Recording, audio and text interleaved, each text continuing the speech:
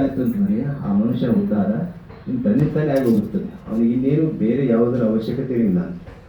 ಅದಕ್ಕೆ ವಿಚಾರ ಮಾಡೋದನ್ನು ಭಗವಂತನ ಕುರಿತಾಗಿ ವಿಚಾರ ಮಾಡೋದಲ್ಲ. ಅಂದರೆ ಭಗವಂತ ಇದ್ದಾನೋ ಇಲ್ವೋ, ಈ ಅವತಾರ ಈ ಥರ ಅಂತ ಹೇಳ್ತಾರೆ, ಇದು ಸತ್ಯ ಹೌದು ಅಲ್ವೋ, ಏನೋ ನಮ್ಮಲ್ಲಿ ತರ್ಕ ಮಾಡೋದಕ್ಕೆ ಹೋಗುತ್ತೆ ಬುದ್ಧಿ. ಅವುಗಳನ್ನು ನಾವು ಬಿಡಬೇಕು. ಬಿಟ್ಟು ಪೂರ್ಣ ಮಟ್ಟಕ್ಕೆ ಅವರಲ್ಲಿ ಶರಣಾಗತರಾಗಬೇಕು. ಆಗಿ ನಾವೇ ಅದನ್ನು ಪರೀಕ್ಷೆ ಮಾಡ್ಕೊಂಡು ನೋಡ್ಬೋದು. ಈಗ ಅವರು ಹೌದು ನರೇಂದ್ರನಿಗೆ ಕೃಪೆ ಮಾಡಿದರು, ಗಿರೀಶ್ಚಂದ್ರ ಘೋಷನ್ ಕೃಪೆ ಮಾಡಿದರು, ಯಾರ್ಯಾರಿಗೆ ಕೃಪೆ ಮಾಡಿದ್ರು ಅಂತ ಓದ್ತೀವಲ್ಲ, ಹಾಗಾದ್ರೆ ನಮಗೂ ಮಾಡ್ತಾರ? ನಮಗೂ ಮಾಡಬೇಕು ಅವರು ಅಲ್ವಾ? ಮಾಡಲೇಬೇಕು ಅಂತ ಆ ಶ್ರದ್ಧೆ ಒಳಗಡೆಗೆ ನಮಗೆ ಹಾಗೆ ಬರಬೇಕು. ಆ ಶ್ರದ್ಧೆ ಬಂದು ಒಂದು ವೇಳೆ ಅವರು ನಮ್ಮ ಶರಣಾಗತಿ ಪ್ರಮಾಣ ಎಷ್ಟೆಷ್ಟು ಇರುತ್ತೋ ಅಷ್ಟಷ್ಟು ನಾವು ಅದನ್ನು ಪಡ್ಕೊಳ್ತೇವೆ.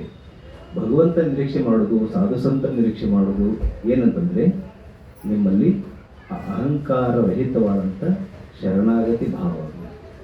ಆ ಶರಣಾಗತಿ ಭಾವ ಯಾರಿಗೆ ಬರುತ್ತೋ, ಈ ಒಂದು ಇನ್ನೇನಿಲ್ಲ, ರಾಮಕೃಷ್ಣ ಹೇಳ್ತಾರಲ್ಲ, ಮೊದಲು ಶ್ರಮಪಟ್ಟು ಹುಟ್ಟು ಹಾಕಬೇಕಾಗ್ತದೆ. ದೋಣಿ ನಡೆಸ್ಬೇಕಾದ್ರೆ ಅಂದರೆ ಗಾಳಿ ಬೀಸಕ್ಕೆ ಶುರು ಹಾಕಂದರೆ ಆರಾಮಾಗಿರುವಂತೆ ಶರಣಾಗತರಾಗುವುದು ಅಂತಂದರೆ ಇಲ್ಲಿವರೆಗೂ ಎಷ್ಟೋ ಕಸರತ್ತು ಮಾಡಿದ್ದೀವಿ. ಏನನ್ನು ನಮಗೆ ತಿಳಿದಷ್ಟು ಜಪ ಮಾಡಿದ್ದೀವಿ, ನಮಗೆ ತಿಳಿದಷ್ಟು ಪಾರಾಯಣ ಮಾಡಿದ್ದೀವಿ, ನಮಗೆ ತಿಳಿದಷ್ಟು ಹಾಡು ಹಾಡಿದ್ದೀವಿ, ಭಜನೆ ಮಾಡಿದ್ದೀವಿ. ಆದರೆ ಇನ್ನು ಭಾವ ಏನಂತಂದರೆ, ಭಜನೆ ಮಾಡುವಾಗ ಭಾವ ಏನು, ನಾನು ಒಳಗಡೆಗೆ ಅವ್ರಿಗೋಸ್ಕರ ಅಂದರೆ ಅವರಲ್ಲಿ ಶರಣಾಗತನಾಗಿದ್ದೇನೆ ಅಂತಕ್ಕಂಥ ಭಾವ, ಆ ಭಕ್ತಿನೇ. ಅವರು ಹೇಳಿದ್ರಲ್ಲ, ಅದೇ ಮಾಸ್ಟರ್ ಮಾಷನಿಗೆ ಹೇಳ್ತಾರೆ ಏನಂತಂದರೆ, ನೀನು ನನ್ನನ್ನು ಒಪ್ಕೋಬೇಕು. ನನ್ನನ್ನು ಒಪ್ಪಿಕೊಂಡೆ ಅಂತಂದರೆ ಈ ಪಿತ್ರಾರ್ಜಿತ ಆಸ್ತಿ ಹೇಗೆ ಮಗನಿಗೆ ಹೋಗುತ್ತೋ, ಅವನೇ ದುಡಿಬೇಕಾಗಿಲ್ಲ, ತಂದೆ ದುಡಿದು ಎಲ್ಲ ಇಟ್ಟಿದ್ದಾನೆ, ರಾಮಕೃಷ್ಣ ಸಾಧನೆ ಎಲ್ಲ ಮಾಡಿ ಇಟ್ಟಿದ್ದಾರೆ. ನಾವೇನು ಮಾಡಬೇಕು, ಅವರಲ್ಲಿ ಶರಣಾಗತ, ನೀನೇ ನಮ್ಮ ತಂದೆ ತಾಯಿ ಅಂತ ಅವನು ನಂಬಬೇಕು. ಮಾಸ್ಟರ್ ಮಾಷನಿಗೆ ಅದನ್ನೇ ಹೇಳಿದರು, ನೀನು ನಮ್ಮ ಹಾಗೆ ನಂಬಿದರೆ ನಂದೆಲ್ಲ ನಿಂದೆ ಆಗತ್ತೆ, ನೀನೇನು ಸಾಧನೆ ಮಾಡಬೇಕಾಗಿಲ್ಲ. ಆಮೇಲೆ ಇನ್ನೊಂದು ಅದ್ಭುತವಾದ ಮಾತನ್ನು ಮಾಸ್ಟರ್ ಮಾಷನಿಗೆ ಹೇಳ್ತಾರೆ, ಏನಂತಂದರೆ, ನೀನು ಯಾರು ಅಂತ ಇಲ್ಲಿ ಎರಡೇ ಕೆಲಸ ಮಾಡಬೇಕು ಅಂತ ಹೇಳ್ತಾರೆ. ಏನು, ನೀನು ಯಾರು ಅಂತ ತಿಳ್ಕೊ ಮೊದಲೇದ್ದು. ಎರಡನೇದು ನಾನು ಯಾರು ಅಂತ. ನಾನು ಅಂದರೆ ರಾಮಕೃಷ್ಣ.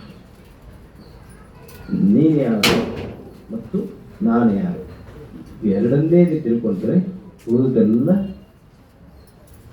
ತಾನೇ ಸರಿ ಹೋಗ್ತದೆ. ಇಂಥ ಅದ್ಭುತವಾದಂಥ ಸರಳ ಮಾರ್ಗವನ್ನು ಸರಳ ರೀತಿಯಲ್ಲಿ ಕೊಟ್ಟು, ಯಾಕೆಂದರೆ ಈ ಜಗತ್ತಿನಲ್ಲಿ ಎಲ್ಲ ಗೊಂದಲಿದೆ. ಇವತ್ತು ನೋಡಿ, ಧರ್ಮದ ವಿಷಯದಲ್ಲಿ ಗೊಂದಲ, ಮತಗಳಲ್ಲಿ ವಿಷಯದಲ್ಲಿ ಗೊಂದಲ, ಮತಗಳು ನಮ್ಮದೇ ಶ್ರೇಷ್ಠ ಅಂತ ಎಲ್ಲರೂ ಕೂಗಾಡ್ತಾ ಇದ್ದಾರೆ.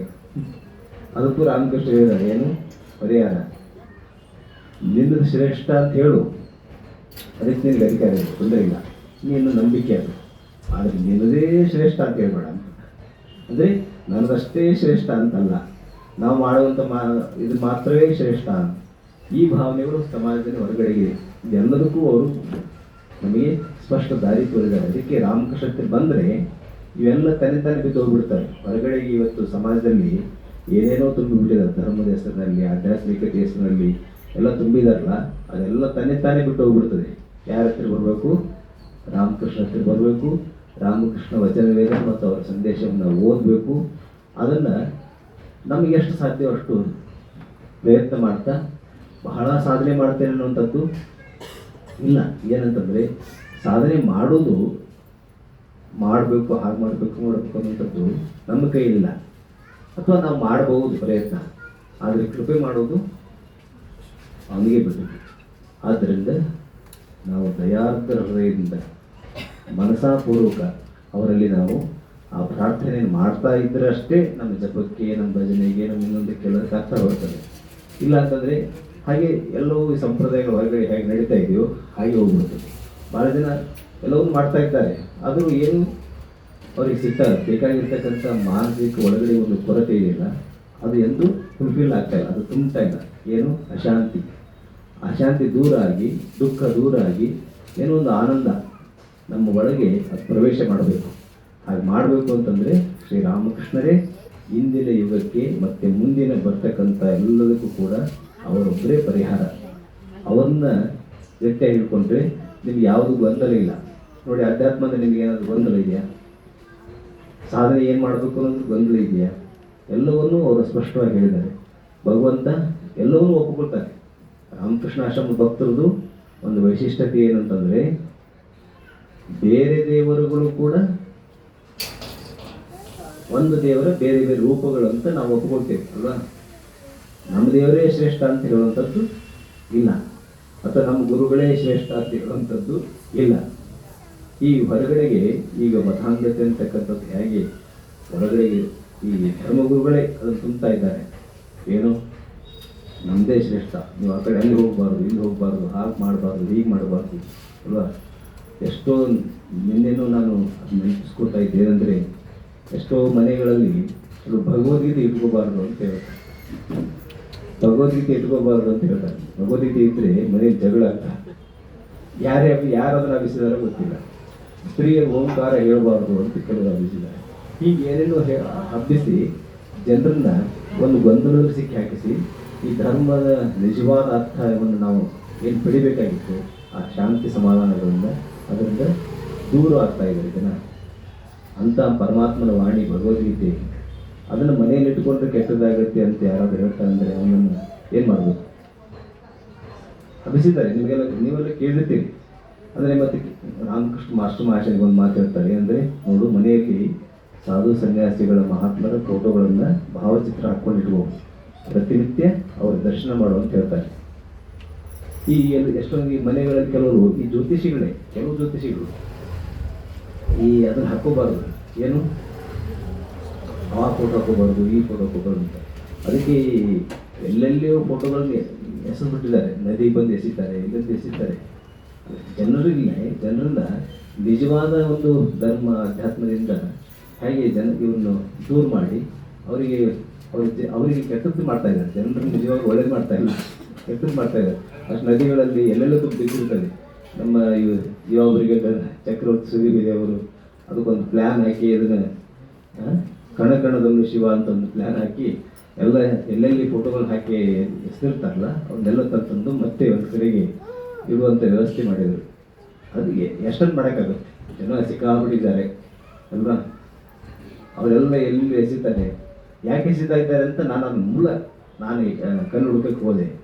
ಆದ ಕಾರಣ ಅಂತಂದರೆ, ಇಂಥವ್ರು ಯಾರೋ ಒಬ್ಬರು ಹಬ್ಬಿಸಿರ್ತಾರೆ, ನೀವು ಆ ಫೋಟೋ ಮನೆ ಹಾಕಿದ್ದಕ್ಕೆ ನಿಮಗೆ ಕೆಟ್ಟದಾಗಿದೆ, ಈ ಫೋಟೋ ಹಾಕಿದ್ದು ಕೆಟ್ಟದ್ದಾಗಿದೆ, ಭಗವದ್ಗೀತೆ ಇಟ್ಟಿದ್ದು ಕೆಟ್ಟದ್ದಾಗಿದೆ, ಹೀಗೆಲ್ಲ ಇದೆಲ್ಲ ವಿಚಿತ್ರ ಭಾವನೆಗಳನ್ನು ಇದರಲ್ಲಿ ಯಾಕೆ ಹಾಗೆ ಆಗ್ತಾ ಇದೆ ಅಂತಂದರೆ, ಜನ ವಿಚಿತ್ರವಾಗಿ ಅಂಥದನ್ನು ಬೇಗ ನಂಬ್ತಾರೆ. ಅಂದರೆ ಅವ್ರಿಗೆ ಕೆಟ್ಟದ್ದೇನೋ ಆಗಿಬಿಟ್ಟಿರ್ತಲ್ಲ, ಆವಾಗ ಮನುಷ್ಯ ನಂಬಿಡ್ತಾರೆ.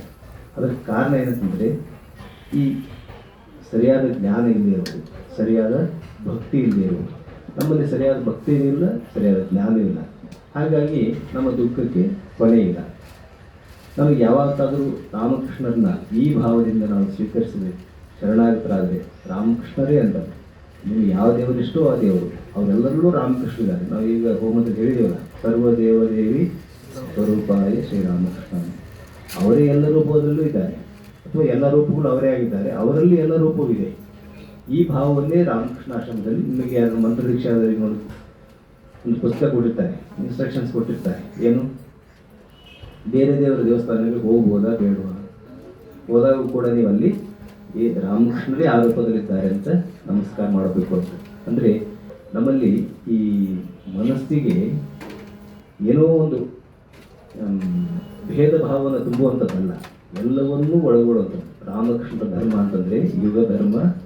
ಈ ಹೊರಗಿನ ಸಾಮಾಜಿಕವಾಗಿ ಉಂಟಾಗಿರ್ತಕ್ಕಂಥ ಎಲ್ಲವನ್ನೂ ಸಾಮರಸ್ಯ ಭಾವದಿಂದ, ಅಂದರೆ ಸಾಮರಸ್ಯ ಭಾವನ ಈ ಹೊರಗಡೆ ಭಾಷಣ ಮಾಡ್ತಲ್ಲ, ಆ ಸಾಮರಸ್ಯ ಅಲ್ಲ, ಅದು ಒಂದು ರೀತಿ ನಾಟಕ. ಒಳಗಡೆಯಿಂದಲೇ ಮೂಲ ನೆಲೆ, ಮೂಲ ತತ್ವ, ಆ ತತ್ವವನ್ನು ತಿಳ್ಕೊಂಡಾಗ ನಮಗೆ ಎಲ್ಲವೂ ಒಂದೇ ಆಗಿ ಕಾಣುತ್ತೆ. ಹಾಗೆ ಮನುಷ್ಯರು, ಎಲ್ಲ ಮನುಷ್ಯರನ್ನು ಕೂಡ ನಾವು ನೋಡುವಂಥ ದೃಷ್ಟಿ, ಅವರೊಳಗೆ ಭಗವಂತ ಇದ್ದಾನೆ. ನಾವೇನಾದರೂ ಸೇವೆ ಮಾಡೋದಾದರೆ ಭಗವಂತನ ಸೇವೆ ಮಾಡ್ತಾ ಇದ್ದೀವಿ ಅಂತಕ್ಕಂಥ ಹೊಸ ದೃಷ್ಟಿ. ಇದೆಲ್ಲ ಶ್ರೀರಾಮಕೃಷ್ಣರ ಕೃಪೆ. ಅವರು ಯುಗಕ್ಕೆ ಈ ಎಲ್ಲ ಸೇವಾ ಭಾವನೆ, ತಾತ್ವಿಕ ನೆಲೆ, ಒಂದು ಭಕ್ತಿ ಭಾವ ಇದೆಲ್ಲವನ್ನು ನಮಗೆ ಕೊಟ್ಟಿದ್ದಾರೆ. ನೀವೆಲ್ಲ ನಿಜವರು ಭಾಗ್ಯವಂತರು. ಅವರ ಸಮೀಪಕ್ಕೆ ನಾವು ಬಂದಿದ್ದೇವೆ ಅನ್ನೋದೇ ದೊಡ್ಡ ಭಾಗ್ಯ. ಯಾಕಂದರೆ ಎಲ್ಲ ಗೊಂದಲಗಳಿಂದ ನಾವು ಪಾರಾಗಿ ಬಂದ್ಬಿಟ್ಟಿವೆ. ನಮ್ದು ಇನ್ನೇನಿಲ್ಲ, ನಮ್ಮದೇನು ಒಂದೇ ಭಾವ, ಅವರಲ್ಲಿ ಶರಣಾಗತರಾಗುವುದು. ಶರಣಾಗತಿ ಒಂದೇ ನಮಗೆ ಇರ್ತಕ್ಕಂಥ ಗತಿ. ಆದ್ದರಿಂದ ಎಲ್ಲ ಅವರಲ್ಲಿ ಶರಣಾಗತರಾಗಿ ಅವರ ಕೃಪೆಯನ್ನು ಪಡೆದುಕೊಂಡು ಜನ್ಮವನ್ನು ಸಾರ್ಥಕಗೊಳಿಸಿಕೊಳ್ಳೋಣ ಅಂತ ಹೇಳ್ತಾ ನನ್ನ ಮಾತನ್ನು ಶ್ರೀರಾಮಕೃಷ್ಣರಿಗೆ ಚರಣಗಳಲ್ಲಿ ಸಮರ್ಪಣೆ ಮಾಡ್ತಾ ಇದ್ದೇನೆ. ಜಯ ರಾಮಕೃಷ್ಣ.